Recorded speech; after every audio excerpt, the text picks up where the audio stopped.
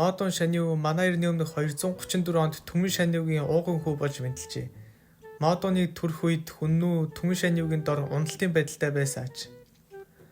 Модон 12 наснаас эхлэн цэргийн эрдэмт болон улс эх орноо хэрхэн удирдах талаас суралцаж эхэлсэн. Модоныг 19 настай үед 100 мянган цэрэг Хүннүү рүү дайрах үед Түмэн Шаниу ухарч газар нутгаа алдсан ба үүнд Модон их дургүй байсан ба тэмцэх ёстой хэмээн боддог байв.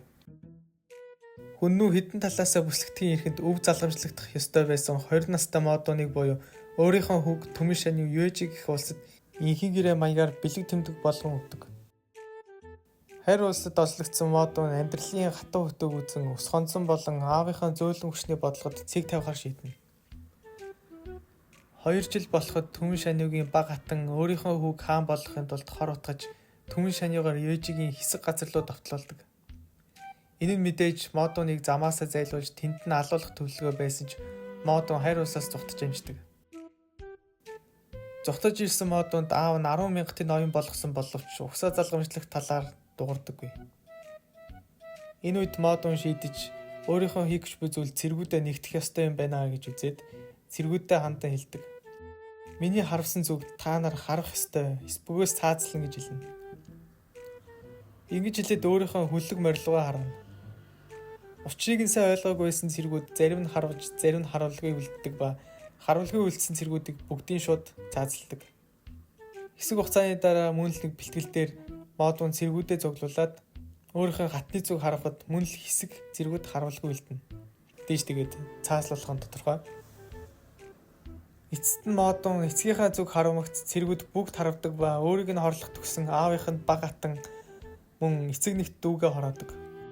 Хүннүүгийн эрх мэдэл ингээд Модон Шаниуд ирдэг. Үүнийг дуулсан Донхоо гэх зэрэгэлдэх улсын хаан өөрийнхөө эцгийг хөнөөгөөд Хүннүүг Модон гэх нөхөр ирхшээсэн гэсэн мэдээг дуулаад Модоныг сорж үзэхээр шийдэн өөрийн элчийг илгээдэг. Илч Модоны дээрээд "За баяр үргээ Модон. Мондог байна штий. За тэр ч яах вэ? Ив түнжинтэй байя" гэвэл өөрийнхөө морио өгч гин. Үүнийг сонсоод Модон зөвлөхөвдөд дуудаад болсон явдлыг хэлэлцвэл хоёр талцсан хариу хэлдэг. Эцсийн шийдвэр нь Модонд ирэхэд мориг өгөхөр шийднэ. Донхогийн хаан дээр илч нь морьтой ирэхэд "Өө ийм гараа исэн юм уу? Өстө шалчижсэн гараа исэн биш" гэдэргээд "За тэгвэл бүр үдчигээд илчээ ахаад явуулна."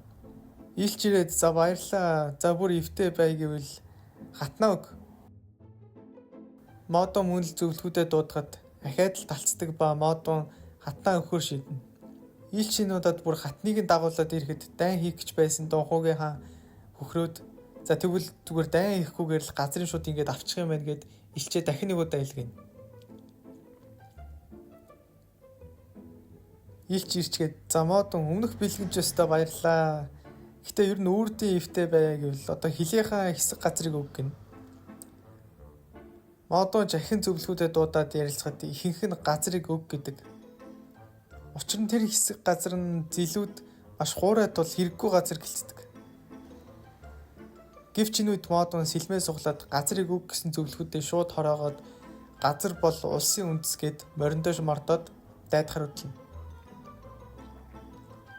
Ордондоо нилээгээ твтэж байсан Донхогийнхан тэр дороо эслэгдэн ялагдал хүлээдэг. Энэ үед мөн тэдний харавж байсан сум нь нүхлэгдсэн ясны хилтерхийдээ бөгөөд энэ харавх үед эсгэрч буй мэт дуурдаг. Хэдэн 10 мянган сум эсрэхэд эсрэг дайсандаа сэтгэл зүйн дайралт өгдөг байсан ба энэ маягаар үргэлжлүүлээд дайцаар Хүннүү гүрэн болж чаддаг. Түмэн Шаниугийн үед газар нутгаа алдаад гадаадд татвар төлдөг байсан бол Модон үүнийг өөрчилж эсрэгээр Хүннүүд эргэн тойрны ус татвар төлдөг болов. Үнэн сонирхолтой зүйл болдог нь 42 настай Модон хан улсын хатан хаан Лүү рүү захиа илгээдэг нь "Модон Шаниу миний бие билевсэн. Харин хатан Лүү чи хаангүй билээ. Тэгэхээр хоёулаа бие, хайр, сэтгэл гурваа уусган нэгтгэн" хэмээн бичсэн байдаг. Үүгээр бол надтай гэрлээд Хүннүүд дагаар ороо л гэсэн утгатай. Үүнийг уншсан хатан хаан хилэгнэн дайдах гэсч барахгүй гэдгээ ухаар боловсноор татгалцсан хариу өгч мөн Хүннүүд өгөх татроо нэмэгдүүлдэг. Гэтэл 30 хүрэхгүй жилийн өмнө Модонд дээрлэх маягтай бусад улсад захиа илгээдэг байсан бол энэ үед Хүннүү ямар том гүрэн босныг илтгэж буй юм. Модон Шанью амьд ахуй насндаа 36 хот улсуудыг эзлэн нийтийн тооллын өмнөх 174 онд 60 настайдаа таалал төгсдөг.